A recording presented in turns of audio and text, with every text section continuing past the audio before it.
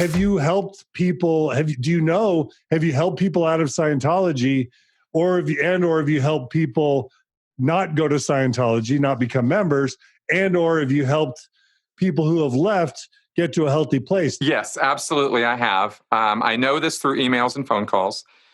So people tell me this. I'm not asking them or soliciting them to tell me how I've helped them.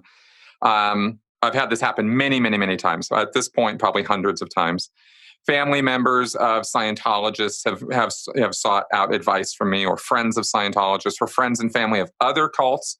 Actually, quite a few of them have reached out to me. I've advised people on how to engage in intervention type work, or how to talk to people who are in these groups, how to help them when they get out to recover from it, what to do, how to do it. It's not like there's a basic roadmap. It's not a one size fits all sort of thing. It's very, very context specific in helping an individual out of one of these things. But I have been able to contribute to that.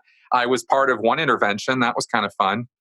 And interesting, very, very educational experience for me. The Mormons don't have interventions, so we don't even really know what that means. What does that mean? Oh, I'm talking about like a cult intervention where literally a family will reach out to a person to get them to help intercede on their behalf with a person who's in a destructive cult to basically help talk them out of it. And by talking them out of it, what it really means is listening a lot and giving them information that they need at their level, not giving them the information you want to give them, but giving them, finding out where they're at, what their belief is based on, and kind of deconstructing or breaking it down with the truth.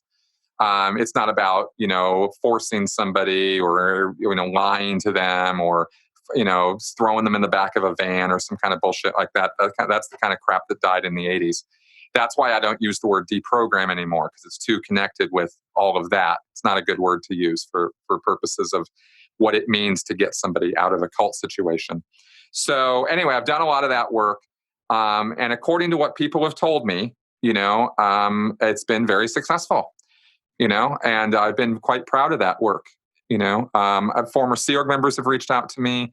I've met with them in person. I've talked on the phone with them about, how to process what happened and how to help move on, reestablish a life.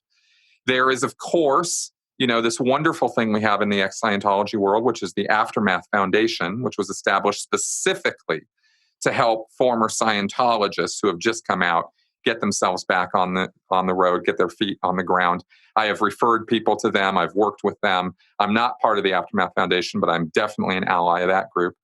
And so so it's been that's been the reward part. That's been the satisfying part. That's the job satisfaction part, my work is actually helping people, and it really surprises me, even now, how many different groups will talk to me about that.